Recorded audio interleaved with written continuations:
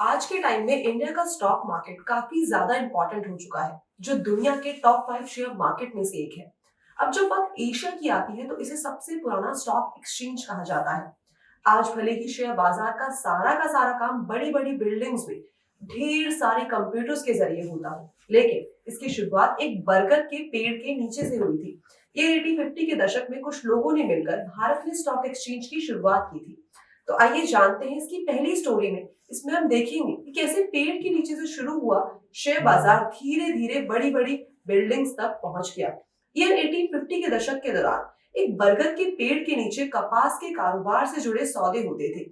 ये मुंबई के town hall के सामने था, जो कि आज हॉर्नीमैन सर्कल के नाम से जाना जाता है।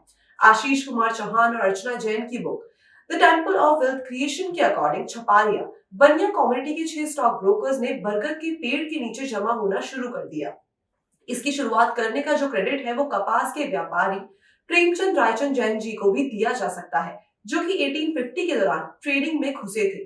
धीरे धीरे करके वहां पे काफी सारे ब्रोकर्स यानी कि दलाल आना शुरू हो गए और सौदे होने लगे। 1875 तक ब्रोकर्स के नंबर इतने ज्यादा बढ़ चुके थे कि इस खरीद फरोख्त के काम के लिए उन्हें एक ऑफिस तक लेना पड़ा। इन ब्रोकर्स में पारसी, मारवाड़ी, मराठी, मुस्लिम, जैन, गुजराती, बनिया, ब्राह्मण सारी की सारी कम्युनिटी शामिल थी। ईयर 1895 में स्टॉक एक्सचेंज ने दयाल स्ट्रीट पर ही अपनी जमीन खरीद ली और वहां पर 1899 में स्टॉक एक्सचेंज का उद्घाटन किया।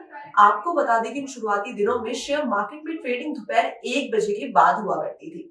बताया जाता है कि इस ऑफिस तक आने से पहले ब्रोकर्स ने कई सारी जगहों पर काम किया, लेकिन आखिरकार उनकी तलाश यहाँ पे आके खत्म हुई। उस वक्त ब्रोकर्स के ग्रुप ने मिलकर एक executive organisation the native share and stock broker association बनाया, जो कि आज बीएससी है। इस एसोसिएशन को बनाने के लिए 318 लोगों ने ₹1-1 की फीस दी थी और जब ये एसोसिएशन बन गया तो उसमें काफी सारे ब्रोकर्स ने धीरे धीरे करके शामिल होना शुरू कर दिया। उस दौरान इस एसोसिएशन में शामिल होने के लिए ब्रोकर से ₹1 की एंट्री फीस ली जाती थी। 1896 तक इस एसोसिएशन में 333 मेंबर हो गए थे और मेंबरशिप फीस बढ़ के ₹1000 हो गई थी। 1916 तक एसोसिएशन में 362 मेंबर हो चुके थे और फीस बढ़ के ₹2500 हो गई थी। ईयर 1920 में मेंबर्स की जो नंबर है वो 478 पर पहुंच गए थे और फीस 48,000।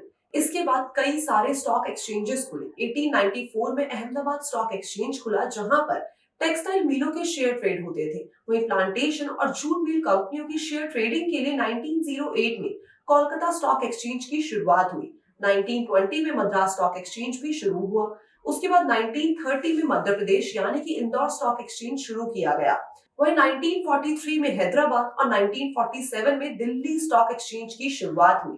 ईयर 1986 में सेंसेक्स यानी कि सेंसिटिव इंडेक्स की शुरुआत की गई, जिसके अंदर 30 कंपनियां आती है। उस दौरान इसको बेस पॉइंट 100 रखा गया था। ईयर 1988 में securities and exchange board of India यानी कि सेबी की शुरुआत हुई। उस वक्त ये एक नॉन स्टैट्यूटरी बॉडी थी, जिनके पास काफी सारे राइट्स नहीं थे। वहीं 30 जनवरी 1992 को सेबी एक्ट जारी करते हुए सेबी को स्टैट्यूटरी बॉडी बनाया गया और सारे के सारे राइट्स दिए गए। ईयर 1994 में नेशनल स्टॉक एक्सचेंज यानी कि एनएसई यानी कि निफ्टी 50 की शुरुआत हुई, जिसके अंदर 50 कंपनियां आती है। अब इसकी शुरुआत इसलिए की गई ताकि बीएसई में ट्रांसपेरेंसी बनी रहे और उसको टक्कर देने वाला कोई दूसरा एक्सचेंज भी हो। एनएसई ने होलसेल डेट मार्केट और इक्विटी मार्केट में तो ईयर 1994 में ही ऑपरेशन करना शुरू कर दिया था, लेकिन डेरिवेटिव मार्केट में एनएसई पर ऑपरेशन साल 2000 में शुरू हुआ। 1986 में सेंसेक्स की शुरुआत 100 पॉइंट से हुई थी, जो कि 1990 तक 1000 पॉइंट्स के लेवल पर पहुंच गई।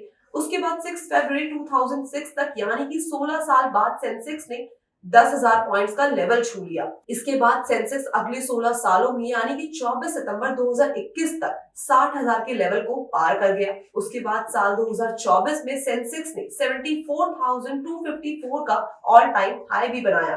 तो ये थी शेयर मार्केट की कहानी। ऐसी ही बिजनेस स्टोरीज के लिए keep watching India news business.